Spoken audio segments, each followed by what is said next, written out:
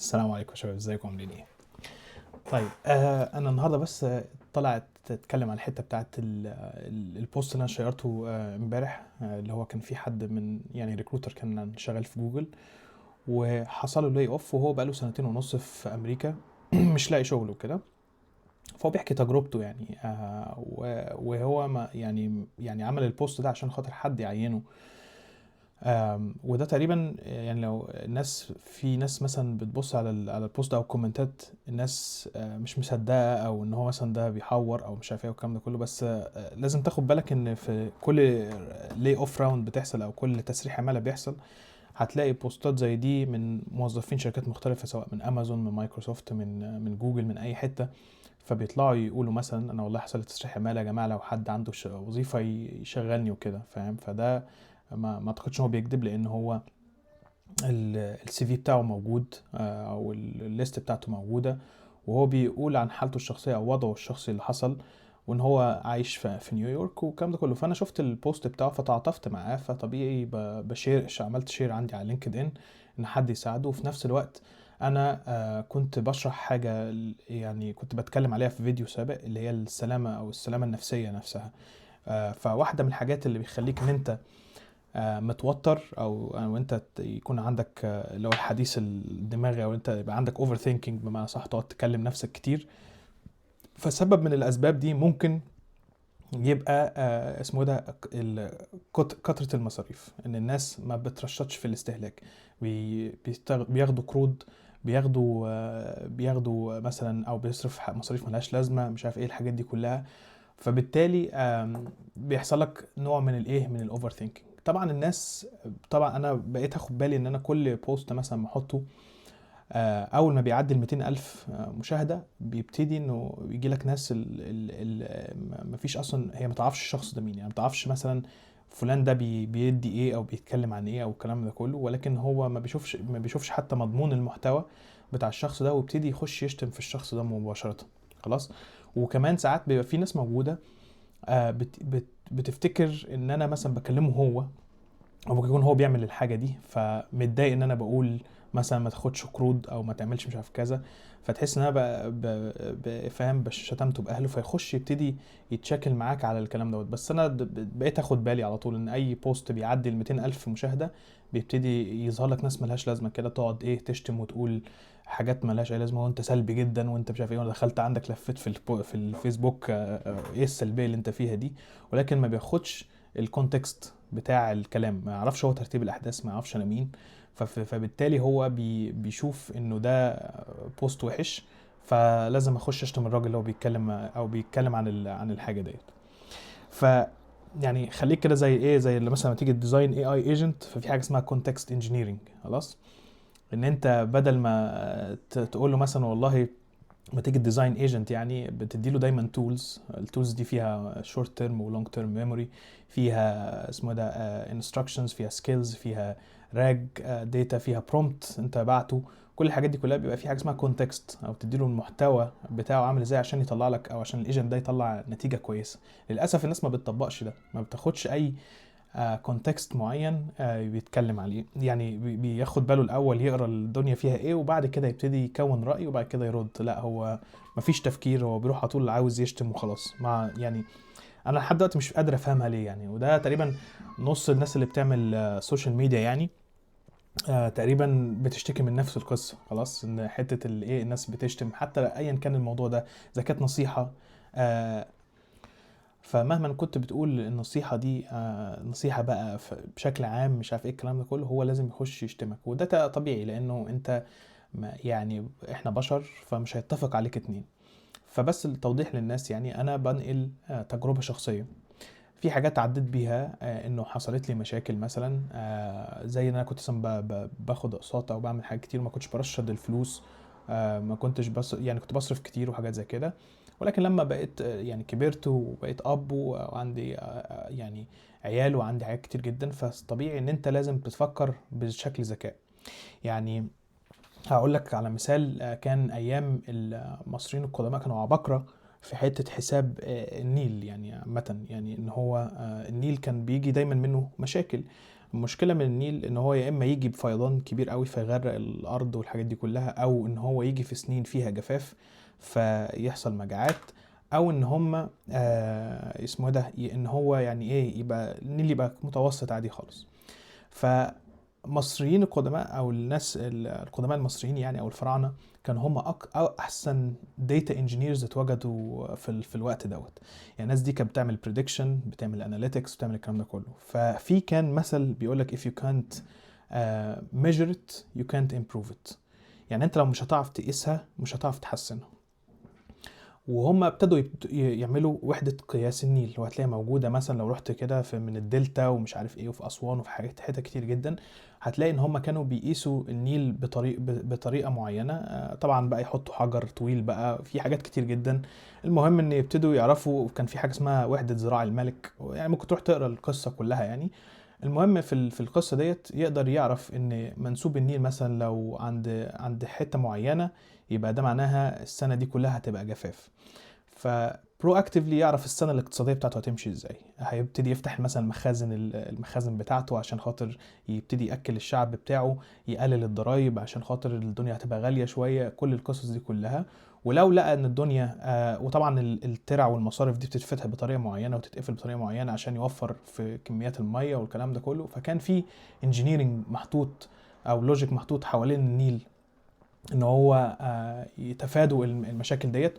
ولو في طبعا فيضان، فنفس القصه بيبقى ليها طريقه في التعامل. ولو آه، معلش كان في حاجه بس فايه المهم نرجع لموضوعنا. فالمهم ان هم كانوا متقدمين جدا في حته قياس منسوب النيل دوت، وبيزد عليها بيقدر يترقب السنه الاقتصاديه بتاعته هتبقى شكلها عامل ازاي.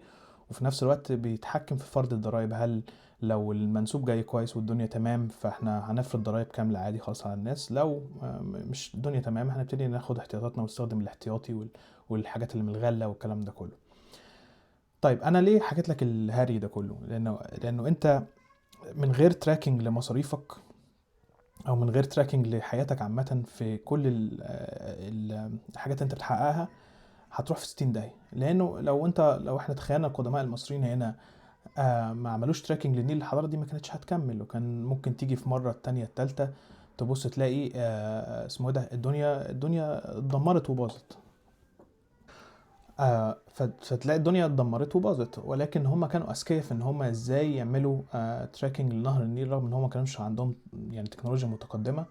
وكانوا هم اكتر ناس بيعرفوا يتنبؤوا بالاحداث، لان هو برضو كان بيزد على الماتريكس اللي قدامه او منسوب ميه النيل والقصص دي كلها، هيعرف هو هيمشي هيتصرف ازاي. طيب فانا لما كنت بحكي على القصه في الفيديو اللي قبل كده، انه انا كنت بتكلم على فكرة ان انت مثلا اكتر حاجة الناس بتخاف منها تسريح العمالة. بتخاف من ان هو مثلا والله لو مثلا معهوش فلوس ان هو يصرف على كورسات، اللي مثلا عنده مشكلة خايف ان هو ينقل من شغله ويمشوه منها. فدايما انا كنت بتكلم على الحتة دي، ان هو الاوفر ثينكينج اللي بيحصل للبني ادم بيحصل مثلا 50% منه او 60% منه حقيقي، وفي الباقي كله بيبقى وهم جوه دماغك. وعليها بكتب بوستات في حته مثلا انت بتشتغل في هاي برفورمانس كلتشر او بتشتغل في كلتشر يعني الشغل فيها ناس فيها تقيله والكومبيتيشن عاليه والحاجات دي كلها، بتصاب انت نفسك بنفس القصه ديت، ان انت تحس انت مقصر على طول، بتحس انت فاشل بالرغم ان انت ناجح.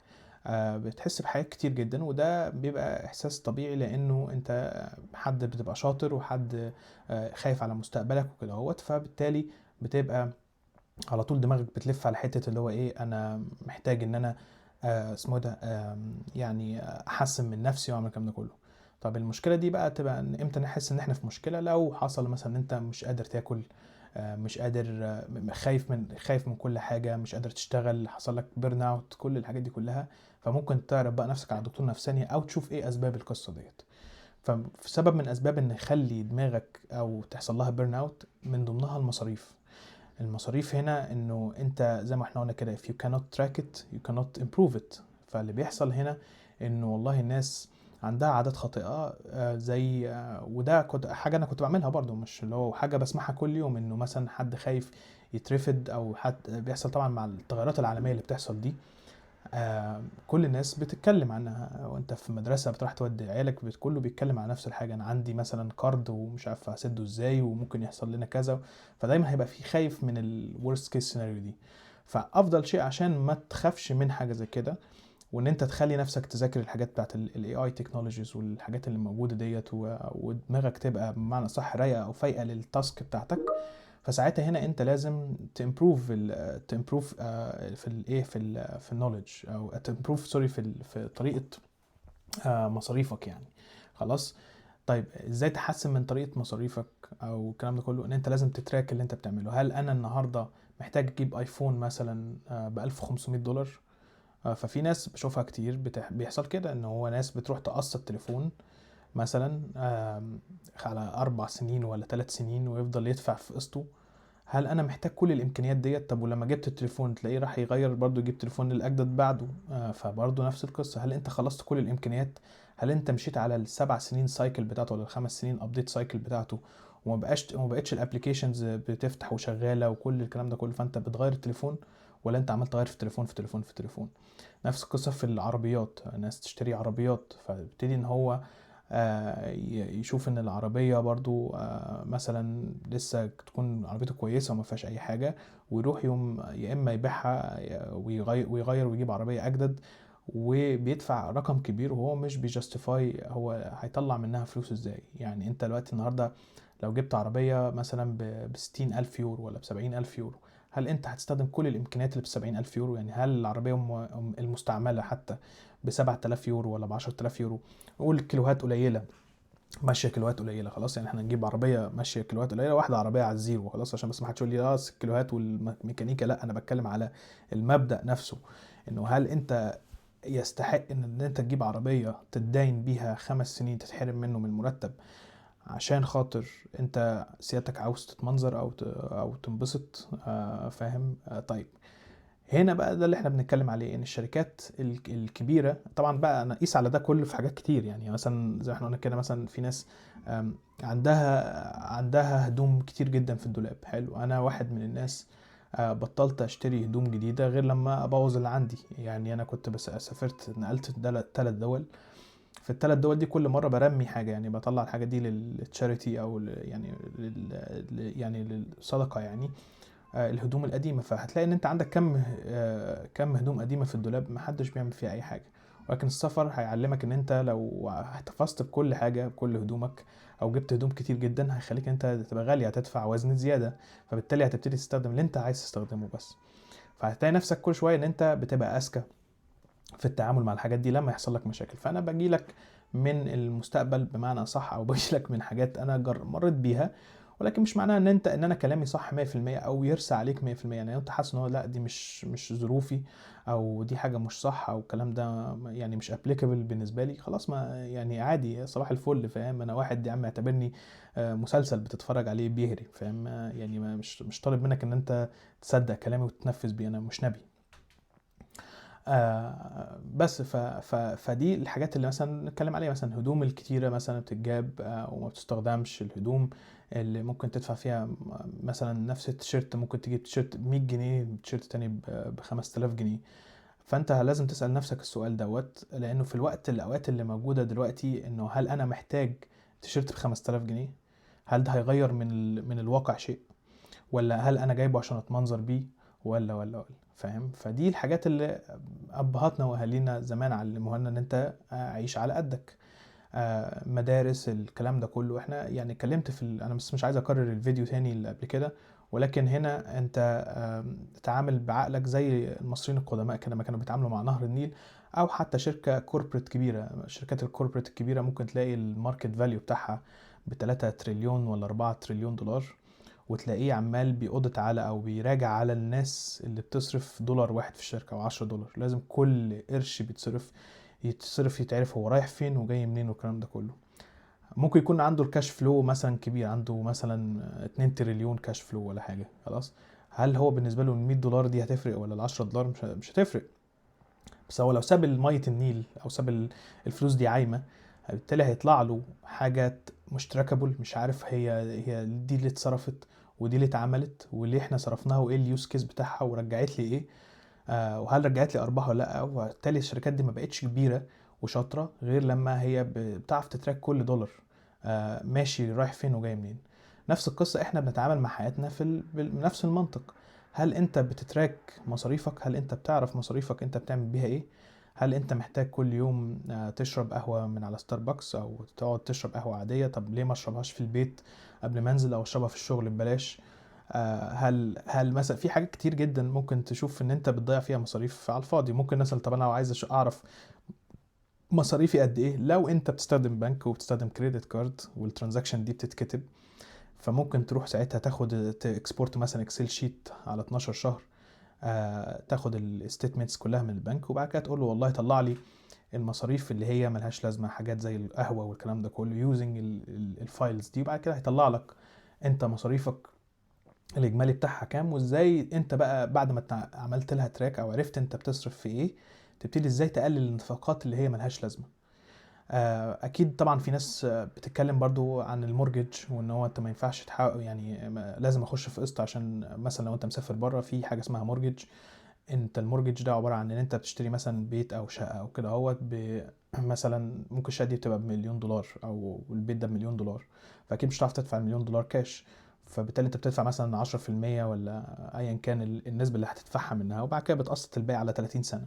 انا ما بتكلمش من ناحيه المورجج، ماليش دعوه بالمورجج. المورجج ده هيبقى زيه زي الايجار، فاهم؟ فانت لو انت بتأجر، فهي حركه ذكيه ان انت تشتري عشان خاطر بتبقى انت تحط فلوسك في العقار دوت، وفي نفس الوقت انت خلاص انت كده كده قاعد فهتستخدمه يعني. فانا ما بتكلمش على صوت البيوت والكلام ده كله، انا بتكلم اكتر على الحاجات اللي احنا بنجيبها ملهاش لازمه حواليها. هي دي اللي بتعمل انزايتي حقيقيه، اللي بتعمل خوف من المستقبل. انك انت كل مره هتبقى بتفكر ده هيسرحوني فهعمل ايه مع عيالي، طب هعمل ايه كذا الكلام ده كله. فانا في اعتقاد انا ما بتكلمش على الراجل نفسه، ولكن انا قلت كويس ان شوف احنا كنا لسه بنتكلم على القصه بتاعت ان انت لازم توفر فلوسك والحاجات دي كلها. واحد تاني يجي يقول لك استحاله توفر فلوس سنتين ونص، وانت كوربريت يا باشا هتوفر سنتين ونص؟ هو في حد عاقل هيعرف يعمل كده؟ لو استطعت، فلما يحصل لك رفد لا قدر الله ولا تسريح عماله، طبيعي لو كل ما يكون معاك ليكويديتي اعلى وان هي تقعدك كذا شهر احسن ما تنزل تاني يوم تخش السجن. يعني انت لو دخلت السجن، كم حد من الغارمين ومن الناس اللي هي بتخش السجون بسبب ان انت حضرتك يا ريس يعني رحت خدت اقساط قد كده وفي الاخر مش قادر تدفع الاقساط دي، فبالتالي بتتسجن او يحصل لك مشكله. او مثلا حد مثلا كان عنده اقساط كتير وما عندوش مثلا سيفنجز لكذا شهر مثلا يعرف يذاكر او يدور الانترفيوهات او الحاجات دي كلها، فالوقت عنده ضيق.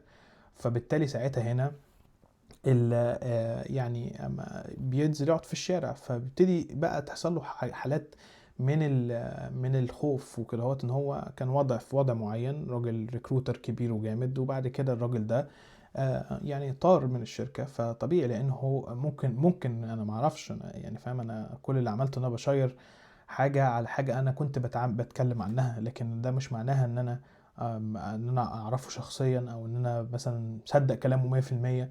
ولكن واحد كاتب ان انا في مشكله، فاكيد يعني كلنا هنساعده، لان كلنا ممكن نبقى في نفس الوضع او في مكانه.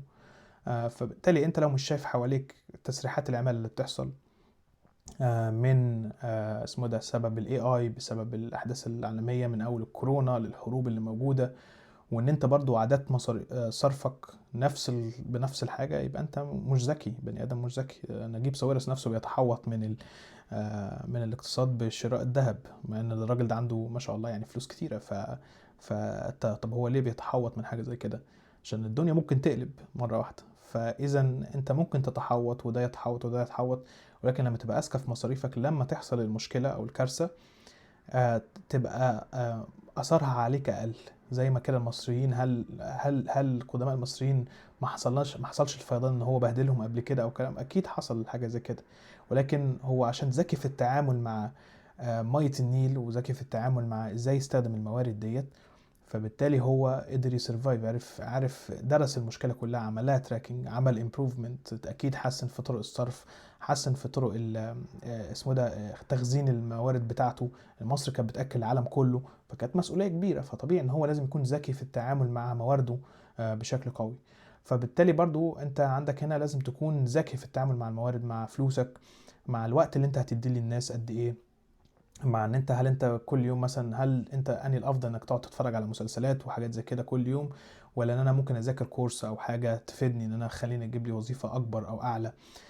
هل انا ممكن النهارده مثلا لو الوظيفه دي ما بتدينيش احسن راتب فانا اذاكر لحاجه تانية عشان اطلع لوظيفه اعلى، عشان اعرف مثلا اخد كورس احسن تبني طموحك. لكن طول ما انت هتخش في الدوامه بتاعه الاقساط والكلام ده كله، وما بتعرفش تستغل وقتك كويس، وما بتتعلمش السنة اللي قبليها زي السنة اللي بعديها، والسنة اللي بعديها أسوأ من السنة اللي بعديها، فبالتالي انت مش هتروح في اي حتة. فاللي انا عاوز اقوله في الفيديو ده وفي اي فيديو تاني ان انت انا بنقل تجربتي الشخصية.